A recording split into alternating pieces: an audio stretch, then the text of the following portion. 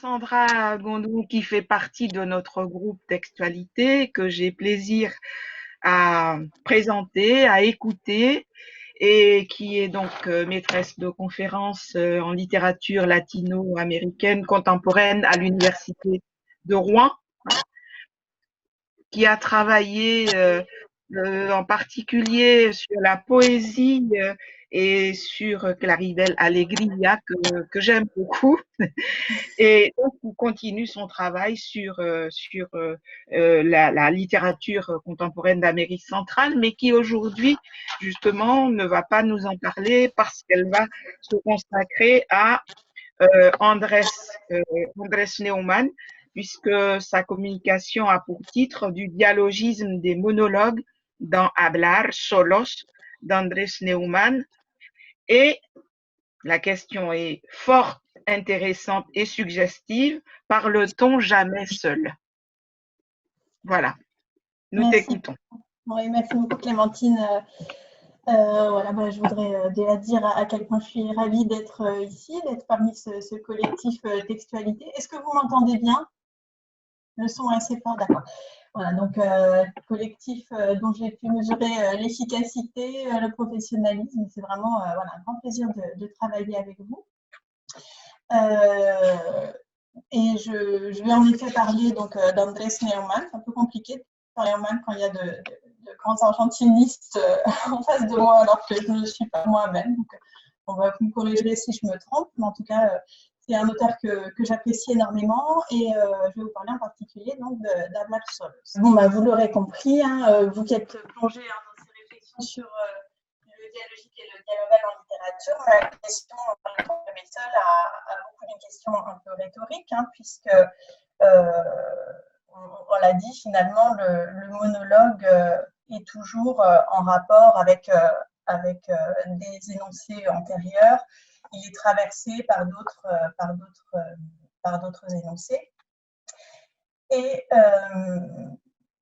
donc, c'est bien le cas dans le roman d'Andrés Neumann, on va le voir. Et je crois que, bien sûr, on sait que la littérature est par essence dialogique. Hein. Mikhail Bakhtin, Julia Kristeva l'ont démontré. Raphaël Audubert l'a très bien énoncé également ce matin. Et donc, si ce titre, Hablar Solos, pourrait laisser penser le contraire, c'est bien l'un des jeux littéraires que Andrés Neumann affectionne qu'il se livre ici. Donc, Andrés Neumann, auteur de fiction, de poèmes, d'œuvres marquées par l'hybridité générique, mais aussi de nombreuses réflexions théoriques sur la littérature. Donc, je crois qu'ici, on a vraiment un jeu littéraire sur le dialogisme et sur d'autres motifs littéraires également. Alors, pour vous présenter un petit peu brièvement le roman, Andrés Neumann choisit dans Hablar Solos d'intercaler 3 monologues, donc ceux de Lito, Elena et Mario, donc un fils, sa mère et son père, autour du drame qui les unit et qui les sépare à la fois, et qui est la mort, la maladie et la mort prochaine de Mario. Donc, sur le plan de la diégèse, Mario choisit d'entreprendre un voyage en camion avec son fils de 10 ans, Lito, pour vivre une dernière aventure avec lui. Et en leur absence, Elena, donc la mère de Lito, se lance, elle, à corps perdu, dans une aventure sadomasochiste avec le médecin de Mario, donc Ézéchiel. Finalement, au retour du père et du fils, tous 3 vont se retrouver très fugacement pour la dernière fois, puisqu'ensuite Lito est envoyé chez ses grands-parents afin de lui cacher l'internement de son père à l'hôpital et finalement son décès. Donc, en tant que lecteur, on va suivre Elena dans son processus de deuil, tandis que résonnent encore les voix de Lito et de Mario, qui sont des voix antérieures à la mort de ce dernier. Sur le plan matériel, l'objet livre, lui, est construit par les monologues des 3 personnages principaux, qui sont à chaque fois séparés par une page indiquant leur nom, et ce, toujours dans le même ordre, donc Lito, Elena, Mario. En considérant donc dans la perspective backtinienne que les tours de parole de chacun des 3 personnages sont autant d'énoncés, l'ouvrage est donc composé de 14 énoncés. Il y a 4 tours de parole complets, donc 4, 12, et 2 derniers, puisque dans le 5e tour de parole, Mario cette fois est absent. Voilà, donc ce qui matérialise évidemment sa mort. Donc, notons que si ces trois voix se font écho autour d'un laps de temps similaire, ce sont les derniers moments de Mario, elles ne coïncident pas pour autant sur le plan temporel de façon exacte, et j'y reviendrai. Sur le plan narratif, les trois monologues se distinguent également par des modalités d'énonciation différentes, puisque dans le cas de Lito, ce sont ses pensées qui sont retranscrites à travers un flux de conscience, qui laisse libre cours à son imagination, à ses questionnements d'enfant. On a accès à ses soupirs, ses exclamations de joie, ses gestes, ses silences. Elena, quant à elle, compose son monologue sur son ordinateur, donc c'est une voie de l'écriture. Tout d'abord, elle compose une sorte de journal intime, puis finalement des lettres à son époux défunt. Donc son monologue reflète lui aussi ses pensées, mais il est le fruit d'une construction littéraire, ce qui n'était pas le cas chez Lito, et une construction éminemment réflexive en plus. Et enfin, Mario, lui, s'enregistre sur un dictaphone depuis l'hôpital où il vit ces derniers jours, et il s'adresse à son fils dans un flux de conscience qui est également marqué par l'oralité, mais dont l'immédiateté est niée en fait par son support même, étant donné que c'est un enregistrement qui peut se répéter, qui n'est pas unique, etc. Enfin, dont l'écoute n'est pas unique. Voilà. C'est ce qu'analyse Carmen María López López lorsqu'elle dit, je cite, al perseguir el propósito de la grabación, está de algún modo desvinculando la palabra oral de sus atributos inherentes, ser efímera, espontánea, irrécupérable. Donc, cette chercheuse qui a très justement caractérisé les voix de Mario, Lito, Elena comme el discurso oral, el discurso mental et el discurso de la escritura, considère ainsi que Andrés Neumann ha logrado en hablar solos articular un discurso polifónico, una orquestación de voces, donde cada uno de los personajes representa de manera simbólica un estadio de la reflexión y comunicación interna o externa. En Occidente, oralidad, pensamiento y escritura. Alors, si les recoupements entre les notions de polyphonie et de dialogisme ont fait l'objet de nombreux développements, et on en a encore parlé ce matin, je retiendrai ici la distinction établie par Jacques Bress, considérant que parler de polyphonie au sens de Ducrot et de la scapoline, je ne sais pas si on dit la scapoline ou la scapoline, bref, pour montrer comment l'énoncé signale dans son énonciation la superposition de plusieurs voix, c'est penser la production de discours en termes de mise en scène énonciative. Parler de dialogisme, c'est penser la production de discours en termes d'interaction obligée avec d'autres discours, de réponse à ces discours, pour employer un terme par lequel Bakhtin définissait l'énoncé.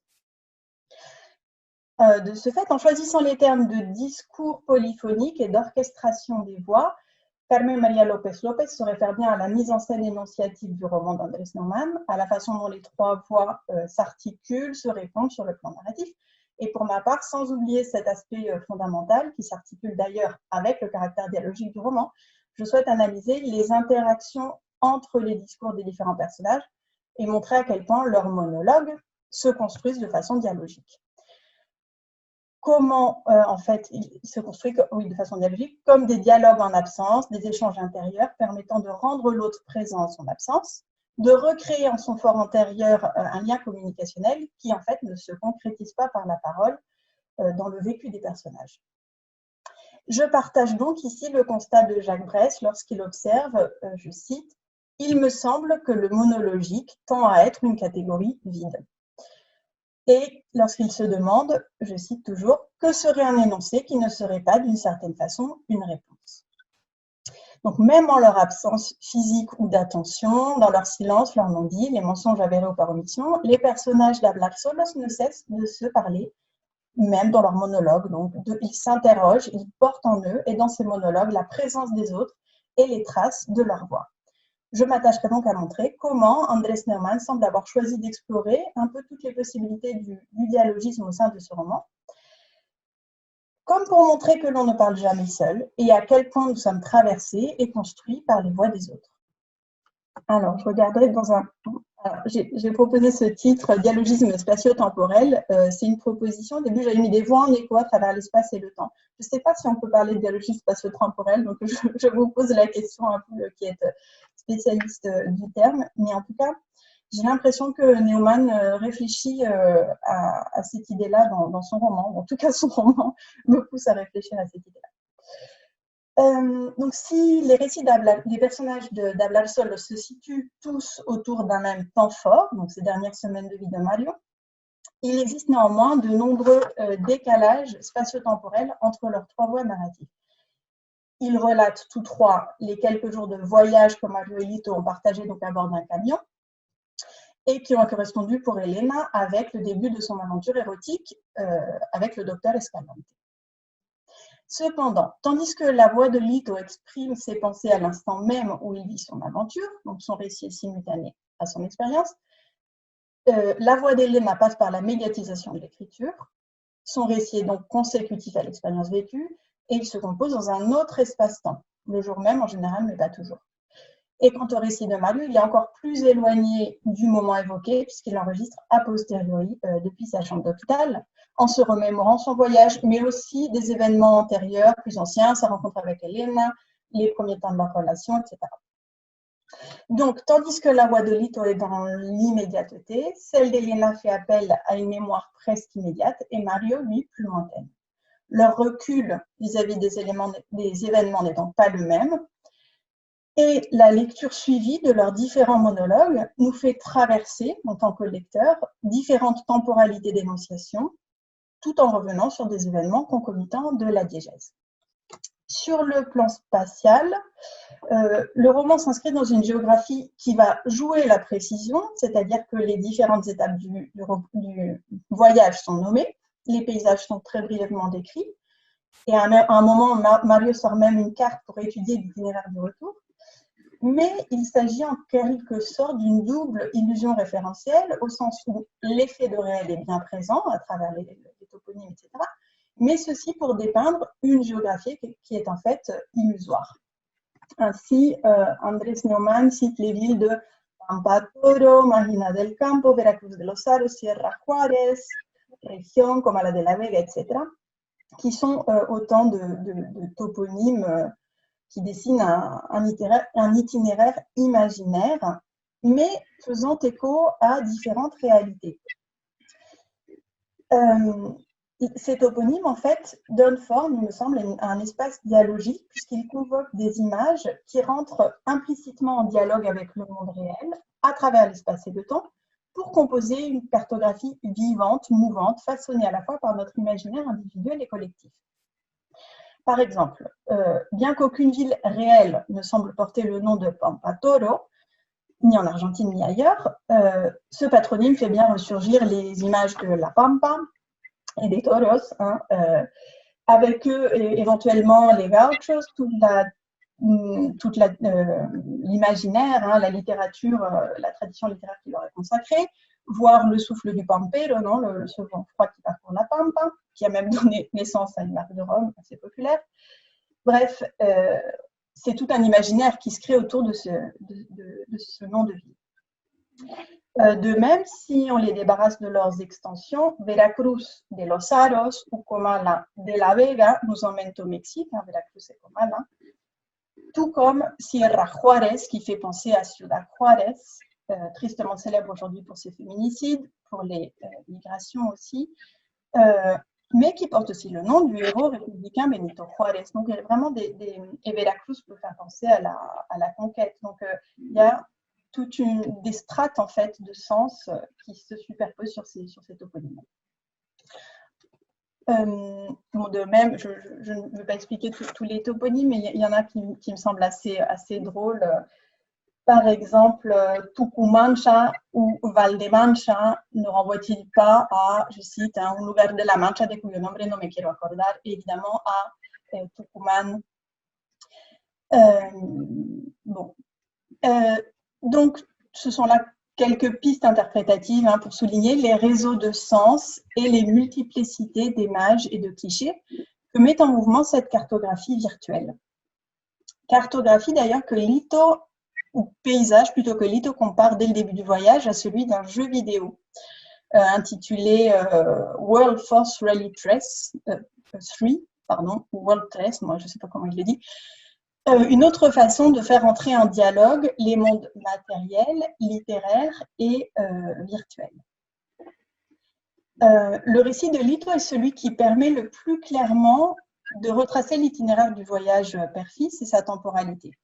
Donc ce voyage, on comprend à travers son récit qu'il dure 4 longs jours de route à l'aller, jusqu'à la remise des marchandises à Salto Grande. Puis un dernier et seul jour, unique jour pour le retour, pour effectuer tout le chemin du retour, alors que Lito et son père font un détour par la côte pour aller voir la mer à Puerto del Este. Bon, matériellement, ça semble parfaitement improbable, mais évidemment, on ne pourra pas attribuer cette incohérence pratique à l'inattention de l'auteur, étant donné la méticulosité avec laquelle il ordonne la composition de tous ces ouvrages. Et de fait, ce décalage est souligné par la sensation de Lito, comme pour mettre la puce à l'oreille du lecteur, il dit « Este último día de viaje me está pareciendo el más corto ». Nous pouvons ainsi y voir la preuve qu'à l'image de l'itinéraire, le périple est métaphorique, qu'il est avant tout un voyage à travers le ressenti des 3 personnages, un dialogue entre leurs différentes réalités et leurs imaginaires, entrant à leur tour en résonance avec ceux des lecteurs. Le voyage est lui-même un motif dialogique au niveau macrotextuel dans l'œuvre d'Andrés Neumann, del viajero del siglo à Cómo viajar sin ver, en passant par Fractura.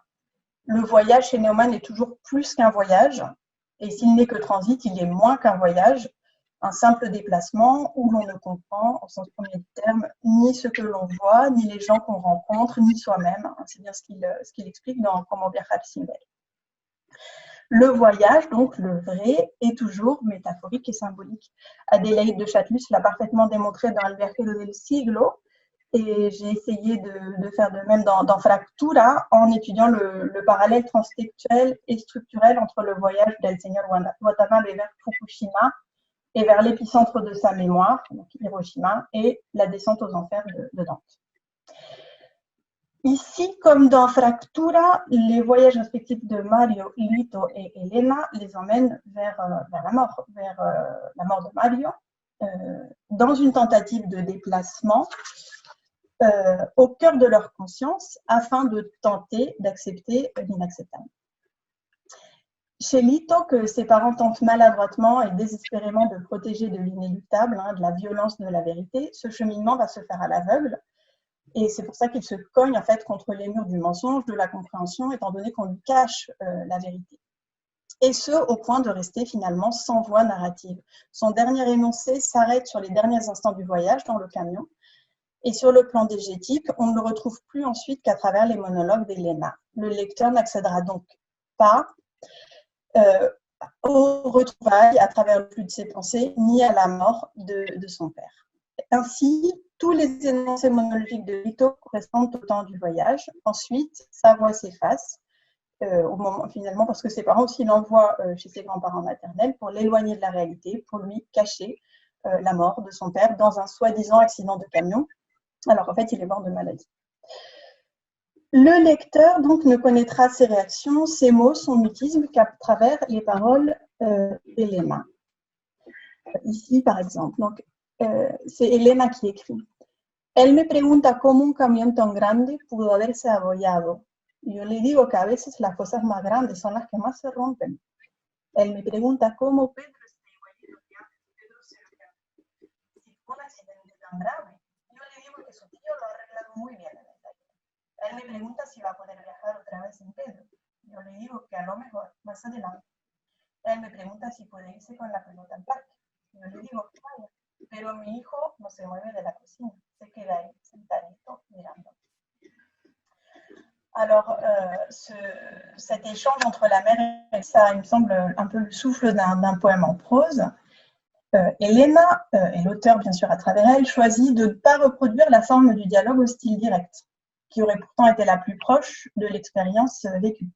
Elle médiatise donc sa parole et celle de son fils à travers le style indirect, à travers l'anaphore aussi des mêmes formules introductives. Elle me pregunta, yo le digo que. Ce qui instaure une distance réflexive envers ses propres paroles et celles de Lito. En tant que narratrice autodiégétique, elle s'éloigne d'elle-même et de la scène, témoignant avec simplicité et une douleur muette des doutes de son fils, surplombant ses mensonges, la culpabilité qu'il lui procure et leur effet sur son enfant, donc l'immobilité se queda ahí sentadito. Hein. En effet, Lito semble comme arrêté dans son mouvement, symboliquement, puisque le faux accident de son père et de Pedro, donc le camion, cette disparition inexplicable marque pour lui la fin du voyage. Elena finira par conjurer cet arrêt de jeu en rendant une corporalité à Mario, en matérialisant sa photo et sa mémoire dans l'espace de la maison. Finalement, à la fin, elle met une photo de Mario entre les livres, ce qui n'est pas non plus anodin, hein, entre los libros, étant donné que toute la partie de monologue d'Elena est extrêmement... C'est un dialogue avec des livres aussi, donc elle cite tout le temps les œuvres qui lui parlent et elle dialogue avec ces livres-là. Et donc, je ne sais pas si j'ai mis la citation, oui. Cuando te coloqué entre los libros, donc la photo, Lito se acercó, se quedó mirando el portarretratos y no dijo nada. Al cabo de un rato, entró en su cuarto y salió con una pelota. Chaque personnage donc, possède ainsi sa temporalité propre et leur vécu, leurs souvenirs se croisent pour se répondre en leur absence. Leurs voix très souvent se ratent, s'esquivent, se méprennent, ce qui illustre bien les décalages qui s'instaurent entre ces trois-là, avec leur façon de s'aimer un peu à contre-temps, comme l'explique très bien Lito. Je l'ai pas noté. Il dit à un moment donné, Mamá vuelve a llamar.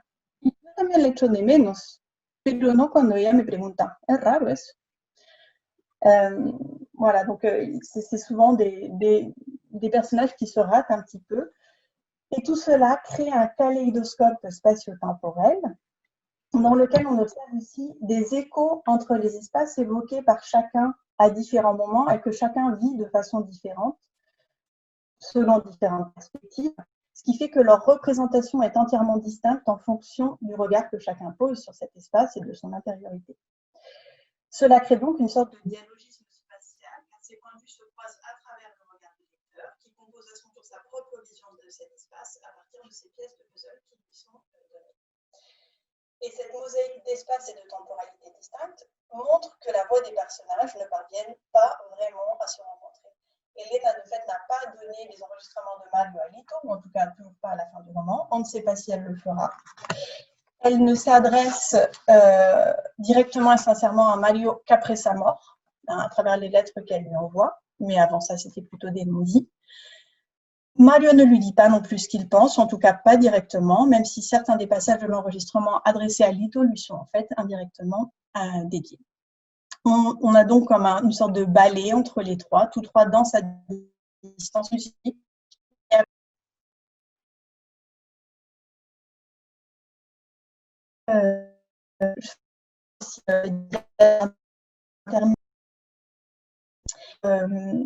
Lito est le seul personnage dont la parole n'est pas médiatisée, si ce n'est par l'écriture évidemment, mais sa voix est celle de la pensée qui donc nous parvient sans filtre ou presque. Et il est également le seul à être majoritairement dans l'instant présent. Son univers, c'est celui des interfaces électroniques également, le téléphone, les jeux vidéo, les réseaux sociaux. Ces interfaces qui font que l'on est là tout en étant ailleurs, comme aujourd'hui d'ailleurs. Et donc, ces jeux vidéo donnent lieu à des réflexions intéressantes. Par exemple, ici, un dialogue entre les pensées de Lito qui retrace un dialogue avec son père. Alors, papi, digo, ¿sabías que hay un juego como con un paisaje igualito a este? No me digas, contesta él. Es uno de mis preferidos, le cuento. Lo más difícil es esquivar los animales salvajes sin salirte de la carretera. Ajá, dice papá. Y si te sales, ¿qué pasa? Vuelcas, contesto, y pierdes tiempo. ¿Y qué más? Pregunta papá. El pobre no entiende nada de videojuegos, ¿eh? Y entonces retrocedes un montón de posiciones, le explico, y tienes que adelantar todo de nuevo. Y eso es todo. Se pone pesadísimo, papá. ¿Cómo? Contesto, ¿te parece poco? Me cruce de brazos. No pienso discutir con alguien que nunca batiría un récord ni en el World 1. Alors, on voit bien ici deux logiques différentes qui se confrontent dans ce dialogue rapporté, ce qui donne lieu à une mise en scène un peu humoristique, malgré la gravité du thème évoqué en toile de fond. Pour Lito, finalement, l'espace réel s'apparente à l'espace virtuel, qui lui offre même une grille de lecture du monde réel. Selon sa logique d'enfant, la réalité virtuelle et le réel peuvent se croiser. mais ce sont les règles de la réalité virtuelle qui interfèrent sur le réel et non l'inverse. Par exemple, à un moment, il observe le paysage et il dit « vacas, si chocamos con una, repito la partida. » Il vit donc dans une sorte de pensée magique où ses états d'âme peuvent influencer la météo, où une casquette peut faire de lui une personne différente en quelques heures. Et tandis que son père essaye ici de l'amener en douceur, et tant que ce soit possible, à une réflexion sur la mort, leur dialogue est voué à l'échec car tous deux ne parlent pas de la même chose. Mario voit le jeu à travers le prisme de la réalité et pour Lito, c'est le contraire. Bon, dans les jeux vidéo, évidemment, ils sont construits sur l'évacuation de la mort. Ce sont des univers où on a plusieurs vies, des possibilités infinies de reprendre la partie, d'en recommencer une autre. Le lecteur, donc, complice de la tentative didactique de Mario, est ce qui sera sans doute un sourire devant l'échec retentissant de cette tentative de communication et le décalage de son écho dans l'esprit du jeune garçon. No pienso discutir, ¿no? Con alguien que no sabe nada de videojuegos. Tandis que Mario donc souhaite se placer en pédagogue, son expertise est rejetée en raison de sa méconnaissance de ce qui pour Lito est le vrai sujet du dialogue, c'est-à-dire le jeu. Et son père, en fait, n'a pas su lui parler clairement. On observe aussi, bon, je saute un peu, le dialogue des corps dans cet ouvrage. Puisque dans cet ouvrage, vraiment, l'amour ne parvient pas à se dire dans un vrai dialogue, et donc les sentiments en général passent par les silences, par les gestes, par les regards des personnages, passent par le corps. Chez Neumann, en tout cas, il me semble que le vrai dialogue est souvent celui des corps et celui qui s'établit aussi avec les livres, avec la littérature, principe dialogique. Donc. Il y a de nombreux exemples de cela, mais je voulais vous en montrer un. Alors, c'est un moment assez fort dans le roman où Ezequiel, qui est donc le docteur de Mario et l'amant d'Elena, va rendre une visite à domicile à Mario. Donc, il arrive chez eux en jouant le rôle du docteur Escalante, mais il est aussi l'amant d'Elena. Et donc, il arrive. Et Elena écrit dans son journal intime, Ezequiel me saludó como si apenas nos conociéramos. Pronunció mi nombre de manera neutra. Me dio la mano, y subió al dormitorio.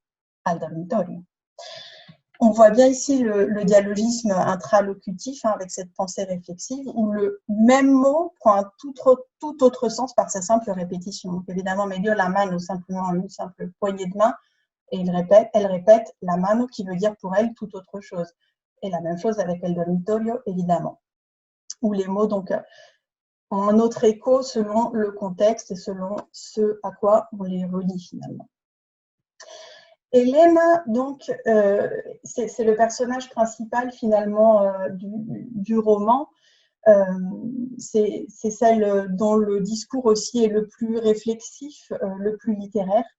Elle est toujours tiraillée, déchirée entre un pôle et un autre, entre Mario et Ezequiel évidemment, entre la vie et la mort, entre jouir ou souffrir, et elle essaie de réconcilier ces deux pôles à travers la sexualité et à travers aussi les livres, à travers une attitude intellectuelle. Son discours, c'est une sorte de mosaïque intertextuelle, elle entame un véritable dialogue, même un colloque avec les livres de sa bibliothèque et leurs auteurs. Son discours est donc caractérisé par le dialogisme, par l'oxymore aussi. Elle est d'une nature très introspective et réflexive, ce qui fait qu'elle transforme systématiquement finalement le dialogal en dialogique. Et ici, par la reprise écho notamment. Alors, un autre exemple de cela, ce qui est intéressant, je trouve, c'est que Neumann utilise aussi différentes formes pour jouer sur ces reprises dialogiques. Alors ici, par exemple, les parenthèses.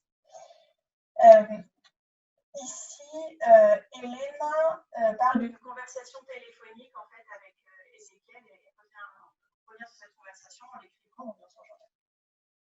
Dijo ayer Ezequiel que no había querido molestarme antes, que por respeto había preferido guardar silencio, respetarme él a mí. Nos vamos a ver, dijo, vernos, él y yo. No sé, respondí. ¿No sabes o no quieres? Preguntó. No sé si quiero, respondí, y le colgué. Ici, donc, on voit bien le caractère dialogique hein, de l'échange hein, et l'utilisation des parenthèses qui est clairement un jeu littéraire ici de la part de Neumann, où les mots, comme tout à l'heure, reprennent un autre sens à partir du moment où ils sont mis entre parenthèses et où il y a un jeu qui s'établit également avec le lecteur à travers la forme donc choisie. Il y a donc une réflexion très forte sur le langage, sur le sens des mots, sur le poids des mots dans cette œuvre, avec beaucoup de non-dits, de mensonges par omission, de vérité à retardement et une orchestration du silence qui est quelque chose de très présent, souvent de très fort chez Neumann, qui met donc subtilement en évidence les failles de la communication humaine, leurs conséquences aussi dans le psychisme de chacun des personnages, en particulier l'incompréhension, le sentiment de culpabilité chez Mario, chez Elena, et les conséquences que ça a sur Lito, donc leur fils, à qui donc, il mentent pour ne pas le faire souffrir. Est-ce que ça marche? Évidemment, non. Et c'est montré également dans le roman. Donc, en conclusion, je dirais que si, selon Bakhtin, le dialogisme affecte les couches profondes du sens et du style, Neumann montre bien comment il affecte également les couches profondes de l'être et du psychisme, à tel point que les personnages ne parlent bien sûr finalement jamais seuls. Le véritable voyage se fait à travers les consciences des différents personnages qui sont traversés par les paroles et les silences les uns des autres. C'est un voyage à travers les corps. Elena est traversée physiquement, mentalement, par les corps d'Ézéchiel, de Mario. Et c'est comme une sorte de tango à géométrie variable, un long abrazo dansé à contre-temps. Andrés Neumann revient donc sur les thèmes qui font le substrat d'une écriture toujours réinventée, la réflexion sur le langage, ici à travers le dialogisme, le voyage, et notamment la dialectique entre déplacement physique et voyage intérieur, l'amour et la sexualité aussi, le silence et le non-dit. Lui qui fait dire à Elena, cuando un libro me dice lo que yo quería decir, hecho de apropiarme de sus palabras, como si alguna vez hubieran sido mías y estuviera recuperándolas. Il compose donc tout son roman comme un patchwork littéraire en guise de réponse à l'angoisse de la maladie et de la mort, la meilleure sans doute, hein, celle que peuvent opposer la littérature et l'amour. Voilà. Merci Sandra. Merci à vous. Oui, ben, nous avons eu beaucoup de plaisir à t'écouter. Alors, tu as commencé par évoquer, par te poser une question à propos du dialogisme spatio-temporel. Oui. Donc, j'ai compris que tu t'aventurais sur un terrain hein, que tu pensais, que tu comptes défricher, n'est-ce pas? Ah non, je vous pose la question, est-ce que vous pensez qu'on peut parler de dialogisme spatial ou de dialogisme temporel? En fait, dans mon esprit, ça fait écho aussi à la théorie de la translittérature hein, qu'évoque notamment une critique qu'a citée Salomé, Myriam Tchani, et en France, maintenant son nom m'échappe. Diana Schmidt, qui a écrit une thèse hein, sur la translittérature, et je trouve que il y a quelque chose de ça en fait dans la façon dont dans ces ouvrages contemporains les espaces en fait sont traversés par les personnages, mais sont des espaces qui sont à la fois réels, virtuels, où la littérature traverse tous ces espaces et les recompose, hein, comme le montrait Salomé. Et donc les espaces rentrent en dialogue entre eux, avec le lecteur, etc. Et je crois je vois cette dimension-là. Je pense qu'il y a un rapport assez fort en fait entre cette idée de translittérature et la question du dialogisme. Voilà, mais c'est une question que je me pose en fait. Merci. Je laisse la parole aux autres. Moi, je veux bien la prendre. Est-ce que vous m'entendez? Vous m'entendez? Oui. En fait, Qui parle? c'est Pénélope. Pardon. D'accord. Merci pour toutes les, Ah voilà, oui. toutes les communications qui ont été faites, qui ont été très intéressantes. Moi, je réfléchissais à cette idée qui a été évoquée depuis le début, selon laquelle il n'y a pas de véritable monologue, puisque le dialogisme, évidemment, traverse la langue, bien entendu, mais en écoutant ta communication, Sandra, je me disais, il n'y a pas non plus de dialogue, finalement. Il y a ni monologue possible, et dans ce roman, visiblement, pas non plus de dialogue véritable. Et du coup, je me posais les questions, est-ce qu'on ne peut pas opposer précisément cette espèce d'aporie à ce que propose Neumann, puisqu'il est lui-même argentin, vivant à Grenade en Espagne, etc. Quelque chose qui est plutôt de l'ordre de l'hybridité à travers la topographie qu'il propose, parce que Pampa Toro, c'est évidemment l'Argentine et l'Espagne. Comala, évidemment, c'est le Mexique. De la Vega, on peut penser de l'Espagne. Santa Maria, c'est évidemment Oneti. Avec de la Reina, évidemment, on peut penser aussi à la monarchie espagnole. Tucumancha, c'est évidemment Tucumán en Argentine. Et puis la Mancha, évidemment, en Espagne, etc. etc. Je me demandais s'il n'y a pas chez lui, du fait même de sa particularité, je dirais, de vie, en fait, d'Argentin qui vit en Espagne, qui publie, voilà, et qui est connu, évidemment, entre les deux continents, je dirais, s'il n'y a pas, voilà, par rapport à cette sorte d'aporie, une sorte de plutôt d'hybridité qui est proposée et qui évidemment est un peu malicieuse et un peu une forme de complicité avec le lecteur. Donc précisément, ça serait un peu ce vers quoi tu conclus, la littérature comme véritable endroit d'une possibilité de dialogue, pas tant entre les personnages eux-mêmes ou entre les voix narratives elles-mêmes, mais peut-être entre le lecteur et évidemment l'auteur qui est derrière, mais d'une façon qui, bien entendu, ne peut être que très indirecte, puisque c'est la lecture, c'est un acte précisément à distance et pas du tout immédiat. Voilà, c'est une question que je pose. Oui, bah, tout à fait. En fait, je ne sais pas si je dirais qu'il n'y a pas vraiment de dialogue dans le roman. Je crois qu'il y a un dialogue, mais il est toujours à contretemps. C'est-à-dire, je crois que Neumann réfléchit à cela, c'est-à-dire que le vrai dialogue n'est pas forcément celui que l'on pense. C'est pas le dialogue de l'immédiat qui est souvent raté, où les choses ne sont pas dites, où elles sont dites trop tard, où on y repense après, mais finalement, le dialogue se fait quand même en notre fort intérieur. Je crois que c'est ça qu'il veut montrer, c'est-à-dire que ces personnages qui sont extrêmement malhabiles, qui n'arrivent pas à se dire les choses, ils sont quand même habités les uns par les autres et finalement ils dialoguent même en leur absence. Et c'est là où les choses sont dites. Et je crois que Neumann nous montre aussi que, en fin de compte, c'est pas si grave. Je crois que qu'au-delà des non-dits, des silences, etc. Les choses les plus importantes sont quand même passées à travers le dialogue des corps et le dialogue avec la littérature aussi. Je crois que pour moi, hein, ce qui ressort de son roman, c'est que le vrai dialogue, c'est le dialogue des corps parce qu'il est immédiat et parce qu'il ne ment pas, enfin au moins en tout cas que les mots. Et c'est le dialogue avec la littérature parce qu'il est profond finalement, parce qu'il n'est pas immédiat. Finalement, est-ce qu'il existe oui, peut-être que la question c'est est-ce qu'il existe un vrai dialogue immédiat? Voilà, Est-ce que le dialogue n'est pas toujours voilà, c'est ça. voilà, médiatisé? Et oui, oui, oui, en effet.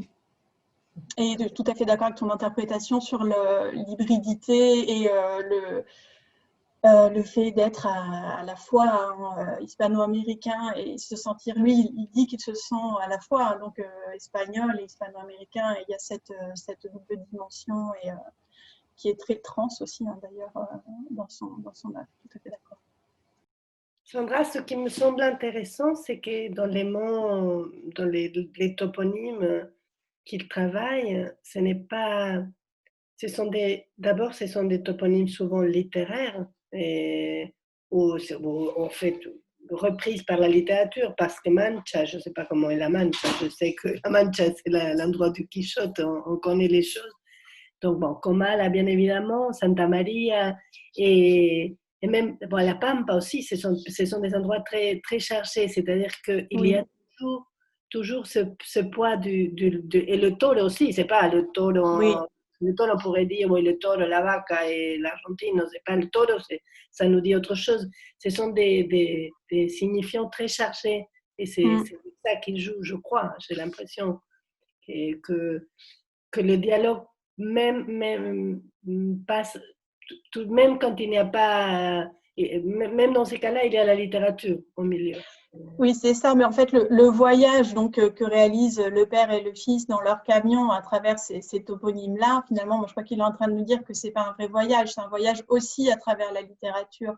C'est-à-dire que Hélène fait son voyage à travers les livres. Elle prend elle cite des tas de livres et elle leur répond. Elle entre en communication en fait à distance avec leurs auteurs. Et je crois qu'en fait, le voyage du père et du fils, c'est la même chose quelque part. C'est un voyage littéraire. Y a-t-il d'autres questions, d'autres commentaires? Moi, peut-être un dernier commentaire là sur ce que tu disais, et ce sont des choses auxquelles je suis attentive, surtout dans des voyages. J'avais fait une communication, je pense que Caroline, Pénélope l'avait entendu sur Patricio Pron, ces gens qui sont des gens qui ont voyagé, qui sont d'un endroit mais qui vivent dans un autre. Et je pense qu'il y a aussi un dialogue dans les dialectes qu'ils utilisent. Quand Neumann dit echo de menos, personne ne dit echo de menos en Argentine. C'est hyper fréquent ailleurs, même en Amérique centrale, uno echa de menos, en Argentine, uno extraña. Et donc là, il y a un autre dialogue. C'est très subtil et il n'y a que quand on est très imprégné d'une langue, c'est pour l'entendre, parce que, mais je crois qu'il y a aussi ce dialogue entre variantes de l'espagnol qui en dit long. Et je sais pas, je vais parler aussi sur ces variétés de langues, parce que quand cet après-midi, je vais parler sur l'étranger. L'étranger est aussi l'espagnol, parce que là, on parle des nationalités, même s'ils parlent la même langue. Mais je crois que les variantes des langues constituent aussi quelque chose d'intéressant. Et qu'un auteur comme Neumann, comme Pron, etc., sont très intéressants à voir de cela. Mais c'est difficile, hein, c'est quelque chose. Oui. Oui, mais je crois que tu as entièrement raison. Et en plus, la réflexion sur la langue, c'est vraiment quelque chose qui tient à cœur à Neumann et qui mène très souvent. Il réfléchit très souvent aussi sur la traduction. Il y a beaucoup de développement dans ses romans là-dessus, dans Le Viajero del Siglo. C'est vraiment quelque chose qui lui tient à cœur. Et je me demande d'ailleurs s'il ne dit pas quelque chose là-dessus à la fin du roman. Oui, il dit nota sobre las traducciones. Las traducciones al español de los libros citados en esta novela son improvisaciones del autor. Si la escritura nos permite hablar solos, leer y traducir se parecen a conversar.